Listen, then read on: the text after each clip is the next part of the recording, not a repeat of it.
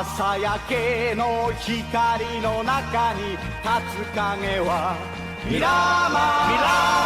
鏡の世界を通り抜け。今だ、キックを使う。目だ。ミラーナイフが宙を切る。戦え僕らのミラーマ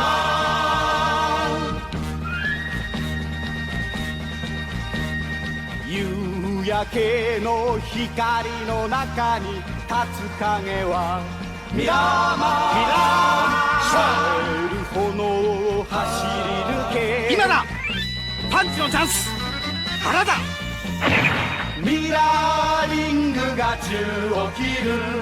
戦え僕らのミラーマン。 Hello, welcome to Detour Quarry. My name is Red, I'm joined by Mel. Help, I'm unemployed.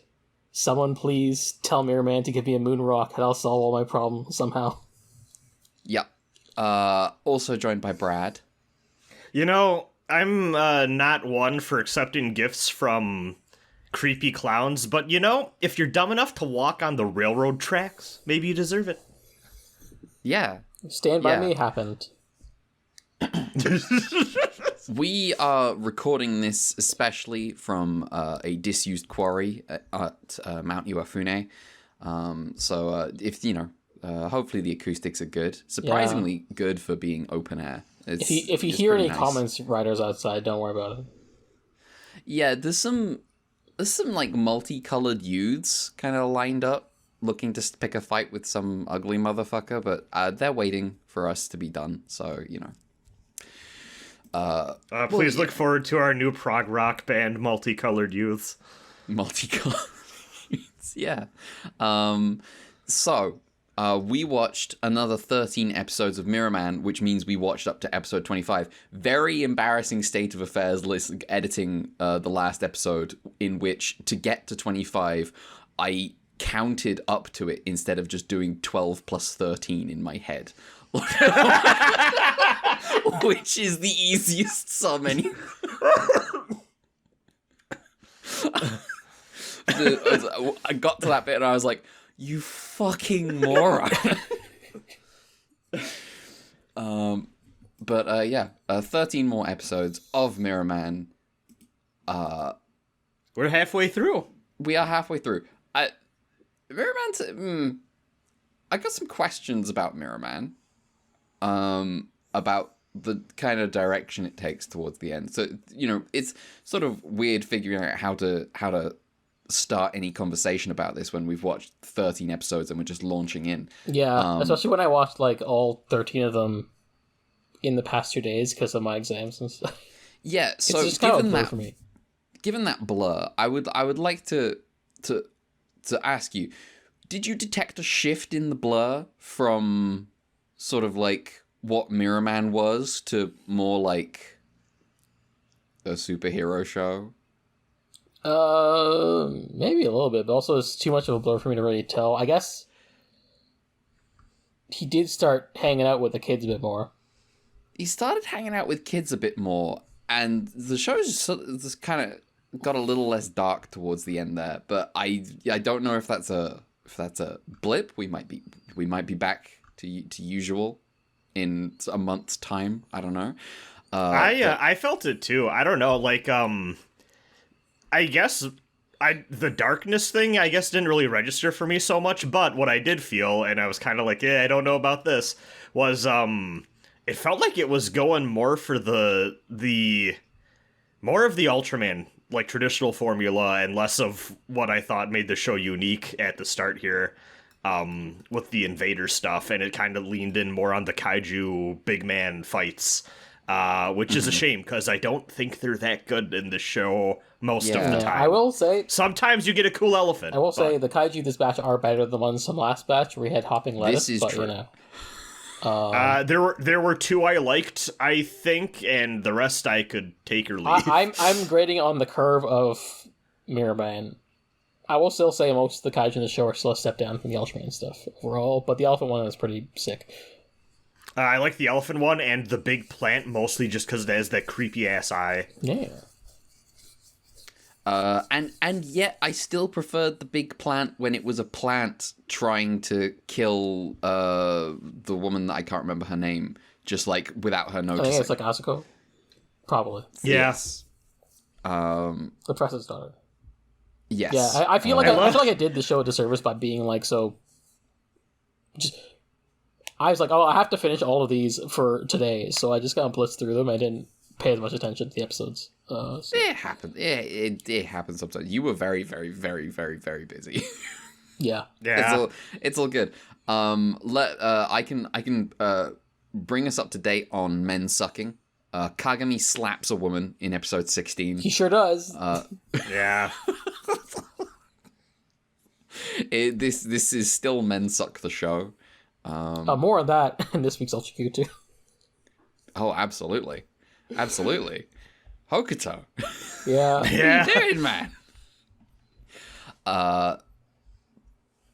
But the kind of arc that I detected was at some point it started being a show where like a narrator would come in at the end and say, fight on. No, that's always been that, Kyotaro though. against the Yeah. It's been that in every episode.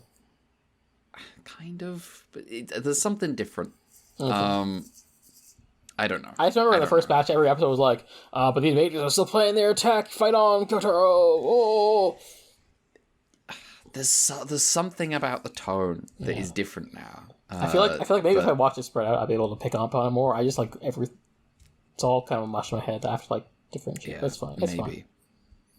fine. Anyway, I don't. When we got to the monster just wants her baby back, I was just like, this feels different. I guess that makes sense. Right. Yeah. That episode. Yeah. Which episode was that? Like 23, the Attack of Androsaurus, the Saturn monster. Yeah, I think it's like the invaders bring the Saturn kaiju, and then the kaiju leaves when it's like doesn't need to fight anymore. I guess is. Oh, Brad, that is the exact episode where I write the line in my notes. Has this show become more like standard superhero? Yeah. It kind to the point where I was like, is that a kaiju from Return of Ultraman or like a reworked one? Because it reminded me of how Ultraman took that one with the electric like barbs on its back up to Saturn and fought it there. Which is interesting because there was also an empire on Saturn where they were stealing couples. I don't think Didn't swing by and get rid of that. Our Ultraman took the guy to Saturn per se. I think he just took him to an asteroid. He might have done. I might be mixing things up. I don't. Yeah. I do not claim to have perfect memory of Ultraman. However, I will simply assert claims at will, and we'll see. We'll see how that goes. Yeah. Yeah. Yeah, I'm not. I don't know how to talk about Mirrorman. What does anyone want to talk about? I think the clown doll episode was fucking creepy and good. Yes. You get a lot of mileage out of that doll just walking around being a little asshole. Yeah, Absolutely. The clown was pretty fun. In like the evil way clowns are. Yeah. Yeah, and then it turns out to be a robot controlled by the doll. Yeah, perfect. Oh, wait, perfect shit. Episode 14, I remember it's pretty cool. Just look at my notes. Is the one where Kyotaro gets cocky and gets blinded. And there's just like a big dude's rock energy to this episode. There absolutely is, because the three of them go out to the quarry together, and they keep getting into really fun fights. Yeah. My note here, it's just the boys, the action men. You know what that means. Fist fights. We get a fist fight in a hospital this batch too, which is fun. Yes. This was episode 14 is the first one where he uses the reflection of his camera lens to transform. Yeah. Yeah. Which is, they held off on that for a long time. We got some good reflections to it. This one, like yes, there is. I tried to make a note of it every episode. Let me Okay. Let's do a quick little summary here. In episode 13, the episode with the witch and the flute, There's a crucifixion. He transforms with the bell on the flute, which is good, good stuff. Then episode 14 is the camera lens.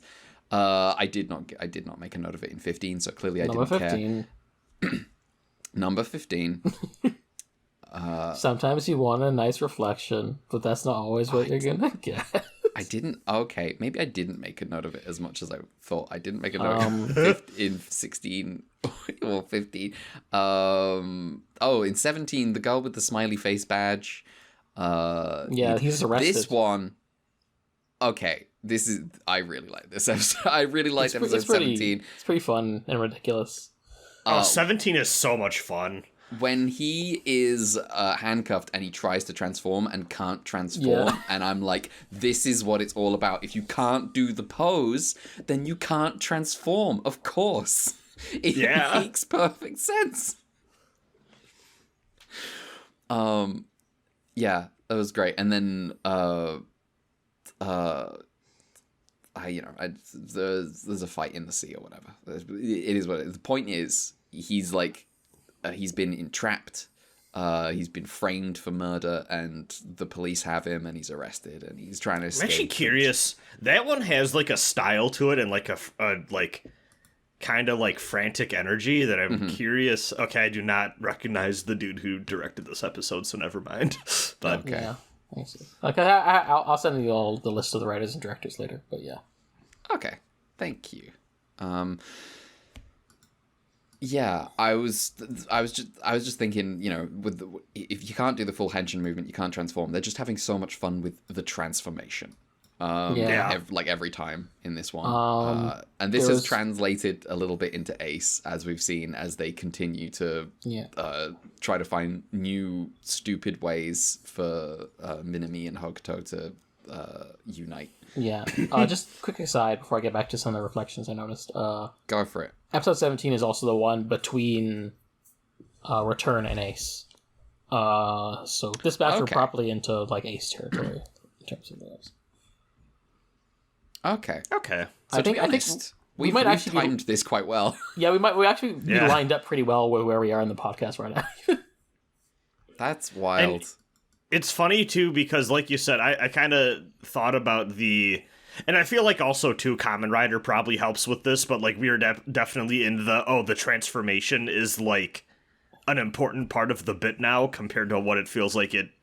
Like, I mean, I think, if I recall, when we first started watching Ultraman, we were just like, oh, he just kind of goes. And, like, there's not a big, like, sequence really for it. Yeah, but there's like, a toy, which is a funny thing. Yeah. Which also makes Return also funny, because there wasn't a toy. Yeah. He just kind of, like, dies, and then, like, the camera spins. He has to die. He has to die. He has to behave justly. Like, there's the suggested I've always enjoyed the suggested possibility in Return of Ultraman that if he died in a way that wasn't actually, like, upstanding and good, he just wouldn't transform. He'd just be fucking dead. It's like a drill tweet of, like, him going, see you motherfuckers, and yes. crashing into dying in the pavement. Yeah. I think just, like... But I was gonna say too, but then also we get some Return of Ultraman feeling stuff towards the end of this session here that made me go, oh come on, you can't do this in every show you're making.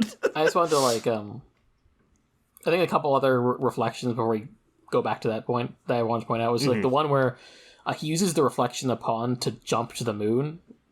That is the one where I typed it in all caps.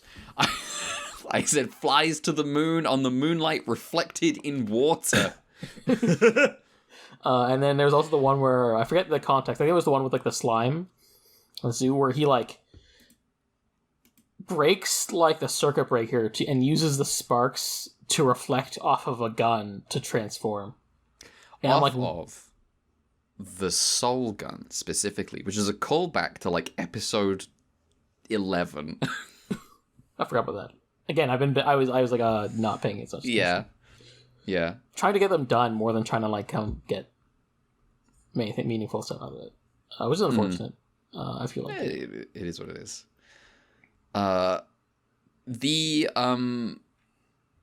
What are some other ones we got? Yeah, the transforms with the reflection in the soul gun from sparking electricity. There's an episode with a guy who wants to kill a kaiju with a shotgun. Yeah, he has a gun in the hospital. Yeah. Yeah. He just has it with him. It feels weird. We just kind of ended up on Cactar Island for some reason. Yeah, he did, and him and Kyotaro eventually saw eye to eye, and Kyotaro transforms using the reflection of the gunmetal. It's always fitting. He transforms in the episode about like how the kaiju is ruining the sea. He transforms with the reflection in the sea. So the episode with the plant monster that I was right. The missile is so it starts off. It's got like two premises. It's got the where is this? It's like there's a missile coming to the base, and then also there's a plant monster in the base. Yes. Yeah. Now I was fully thinking like the missile is a distraction. It ain't even real. The point is that the plant is after like secret data or something or whatever. And then it gets the end, and both the plant monster and the missile are real, and I'm like, why is these both in the same episode? What's happening here? The threat within, but also the threat without. I don't know. I love that episode where Asako is like, it smells like a rotting greenhouse in here. The doctor's kind of like, yeah, it's so good.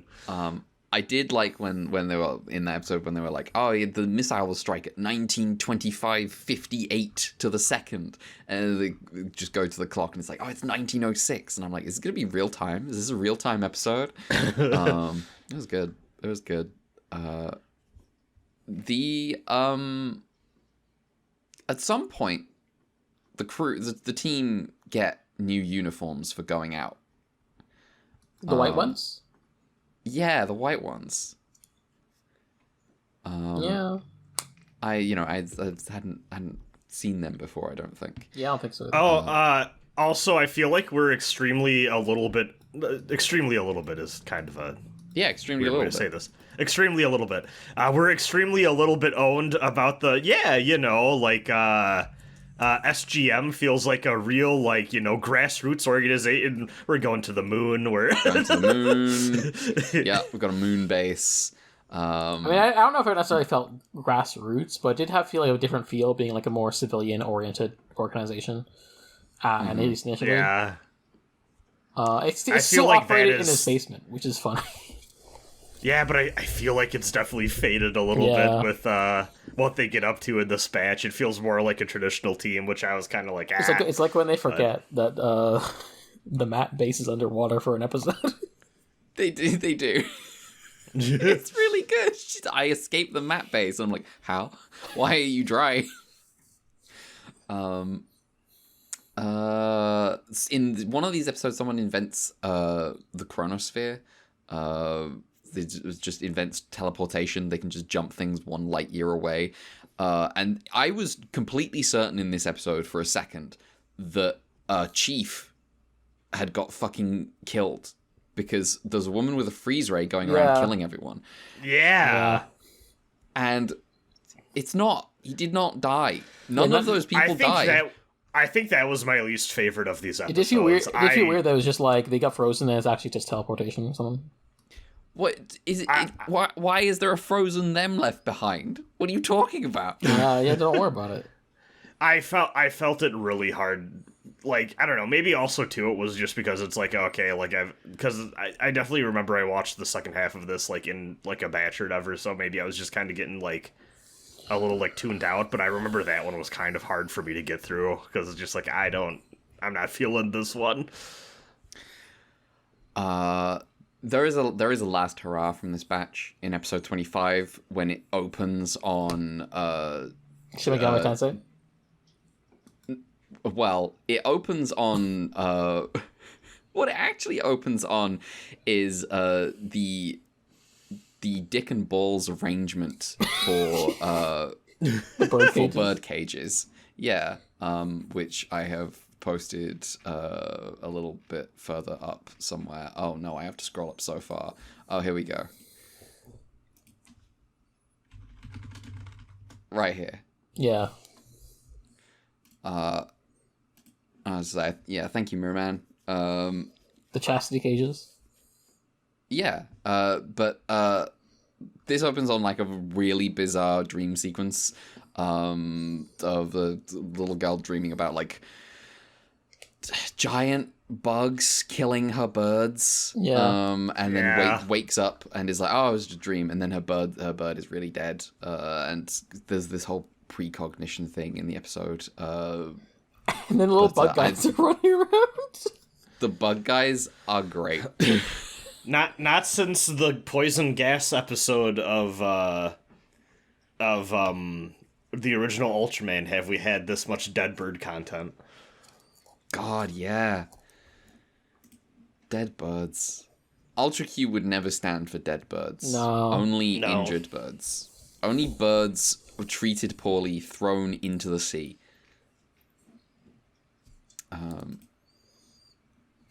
Yeah. But yeah, I feel like overall, I still think this is a pretty good show. They're having a lot of fun with it. I'm still team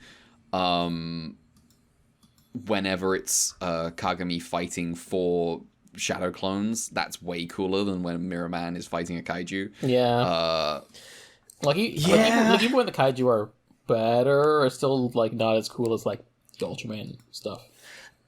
I've been struggling with that a lot because this whole time I've been watching this show, I'm not gonna lie, for the first time in this entire podcast history, I'm pretty sure, I've started watching the kaiju fights at 2x speed just because I'm like, I don't care. I watched most of these episodes at 1.5 speed just because like I had to get through them, which probably is impacting my recollection of them as well. But I feel weird because it feels like it should be more damning to be like, I like when this show isn't trying to be the genre that it is setting out to be. But like the rest of this show, like it's literally the last 3 minutes of every episode. I'm kind of like, yeah, whatever, I can take or leave this. But like the build up is phenomenal most of the time. The thing is, these formats of shows are about to pivot really hard to being the genre that we're like, oh, you're good at this bit. Yeah. It's like when's Sentai? How far off is Sentai?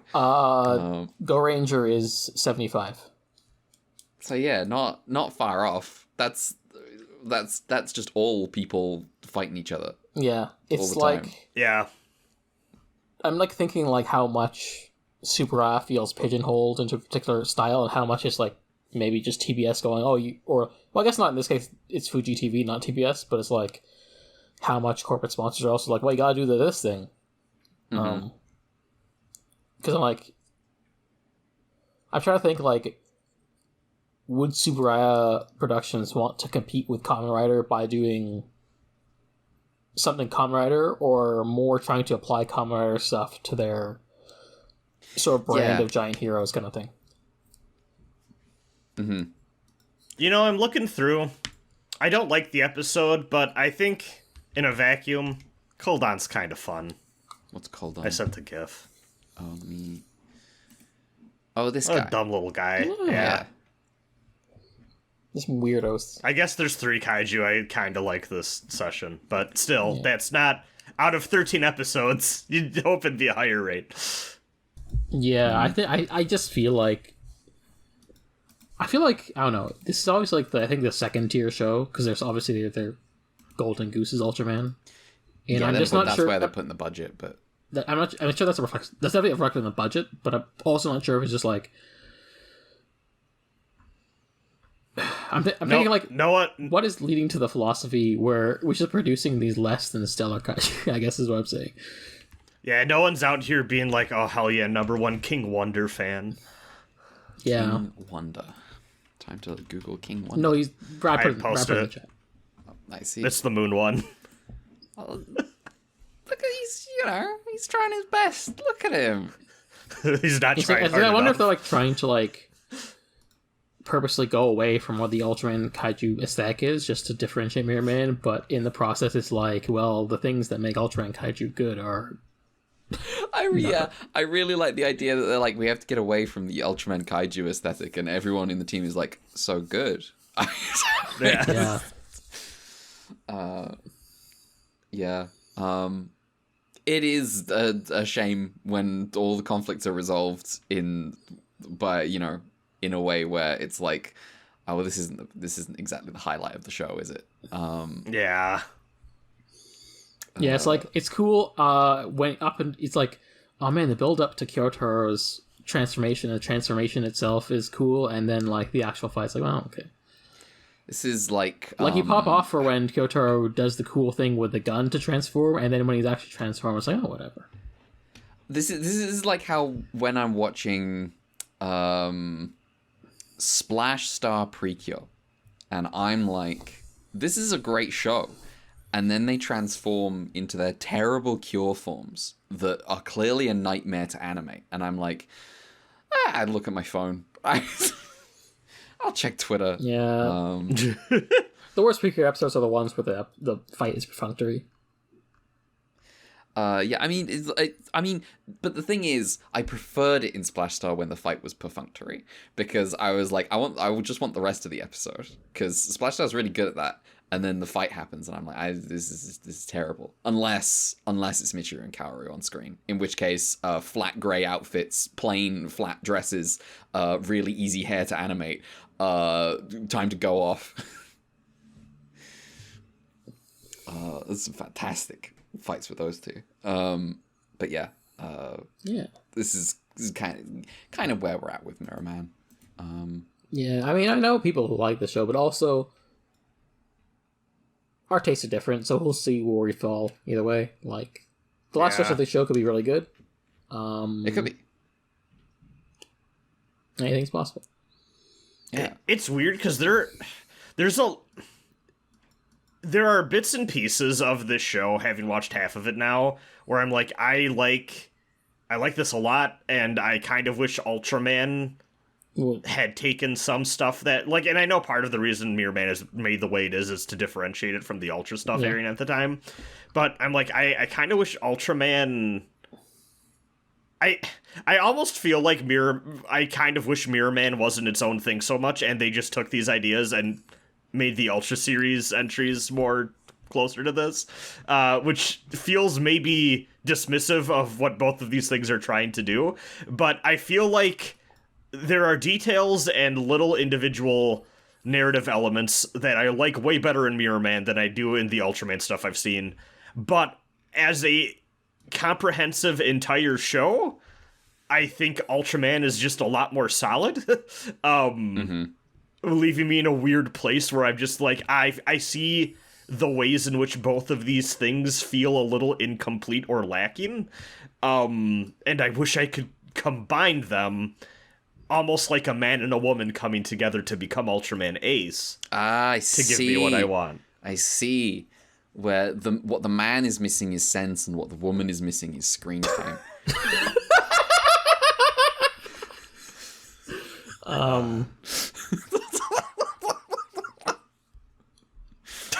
I do feel like one of these days I'll have a more concrete thesis on the ways that Sentai draws not just from Kamen Rider but also from Ultraman.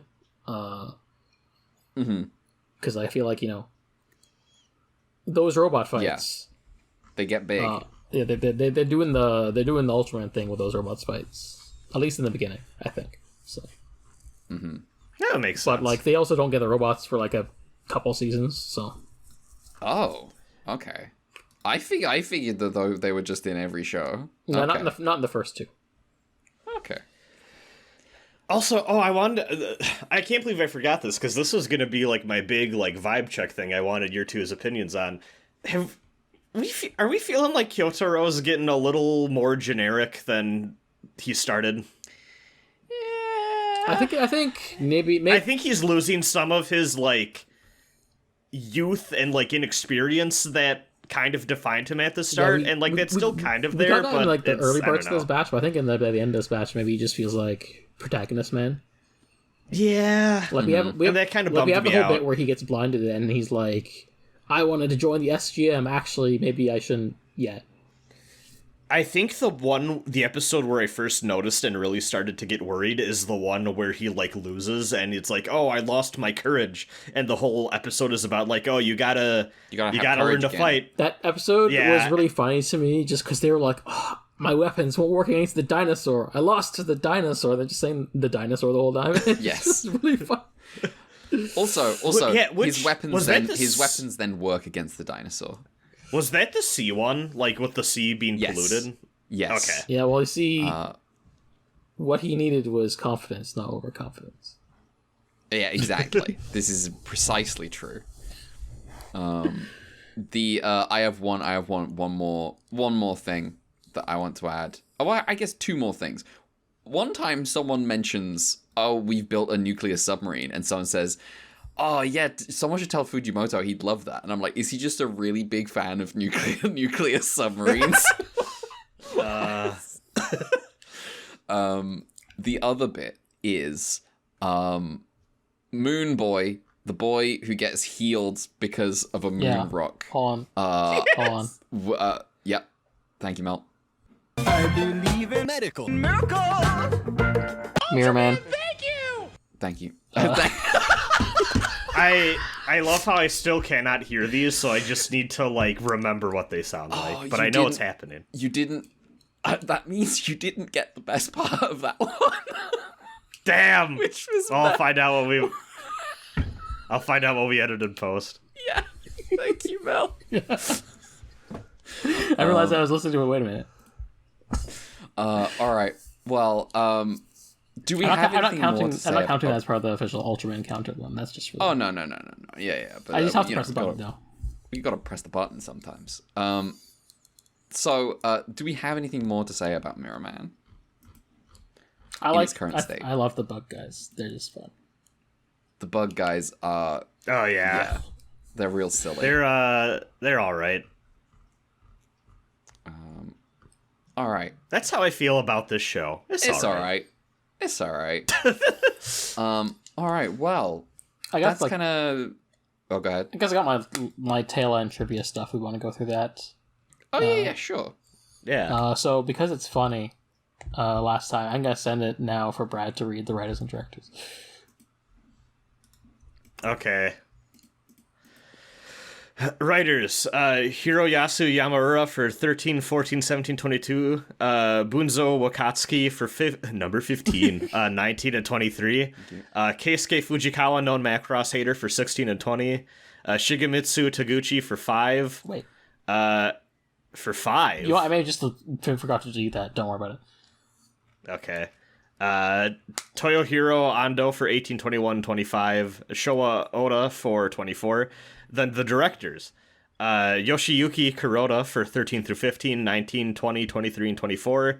Shoei Tojo for 16, Shimura Hoshi for 17, Toshitsugu Suzuki for 18, 21, 22, and 25.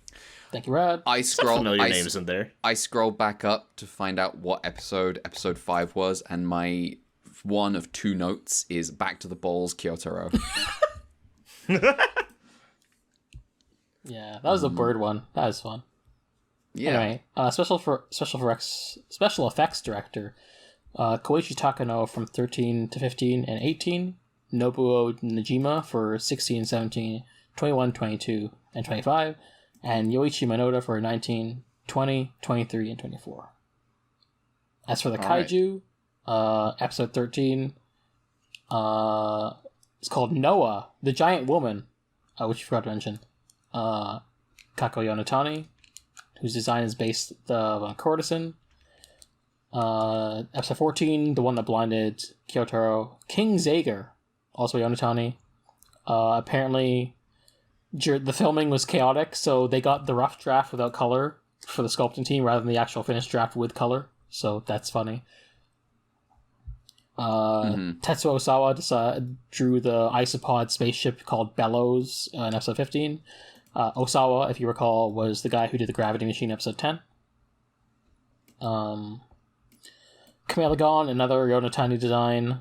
Apparently, the writer of the episode, Yamura, would try and pitch to Toho Tokyo SOS, Godzilla's suicide strategy, and try to put Sneak Kamelegon as an antagonist in that one. That didn't take off, but I think the idea was funny. Mm-hmm. The dinosaur Arosa is claimed by Osawa, but probably Yonatani actually did it and he just got confused. This episode aired during Toho's Championship Festival of 72, so alongside Godzilla vs. Gigan. Apparently in the script, the kaiju is just called Allosaurus, but was changed by the show's producer. That's just a dinosaur. Yeah. Yeah. And then on the suit, they put textures, try to convey shellfish, like a whale. Next we have Big Eye, the plant by Yonatani. Because Yonatani was like, well, I'm going to put either an eye or a face on the torso, but because he did Rare Cane, he decided to go for an eye to distinguish them, rather than just going for two faces. The eye was cool. Yeah, that's good. good. That was a good decision. Then we got Sphenodon from Yonatani again. Original design was it to basically be a plant Pokemon with leaves on its back, and the spines were supposed to look like leaves, but that didn't actually get transferred to the sculpting design. Also, they say that's a dinosaur from 70 million years ago, but then I looked up what a Sphenodon was, and it's actually a Tuatara, which is a thing that still exists. So, more incorrect paleontology facts. Mm-hmm. Then we get Taigan, the slime that turns into the amalgamation of zoo animals. That was a cool thing they did. Is this a guy in a plastic bag? I don't know. But apparently the original design was going to be a four-legged guy. Yeah.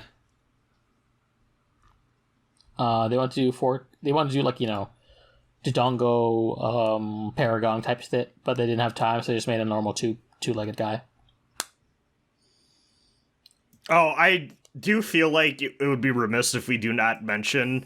I was not expecting one of these episodes to start with a fucking elephant disappearing. That made me lose my mind. It was really cool. They just did some fights at the zoo, and the kaiju at the end is just based on the amalgamation of all the animals that ate. There's cool stuff. Yeah. Yeah. The tusks fly off Yeah. as heat-seeking missiles. Yonatani did King Wonder as well. This draft design is fucking wild. What the fuck's going on with this one? He's got money signs on him. Holy shit! Put this guy in touch with Kanagon. Problem solved.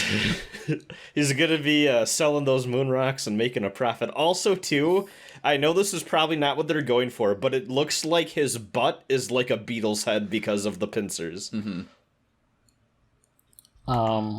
God damn. Then we got This thing has the face only a mother could love. it's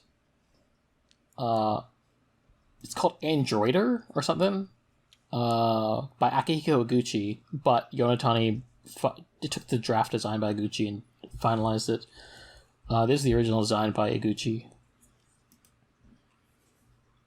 Then we get to... Yeah, see, this isn't bad.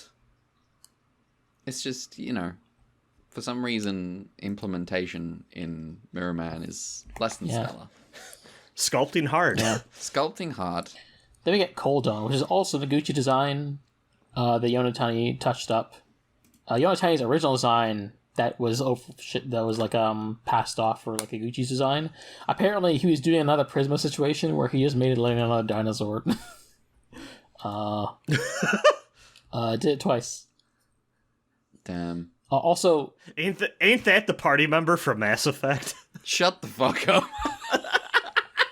and apparently the woman who was controlling the dinosaur and freezing people, Coldon's not a dinosaur, but apparently the person who the woman was Yeah. sealed in a gun.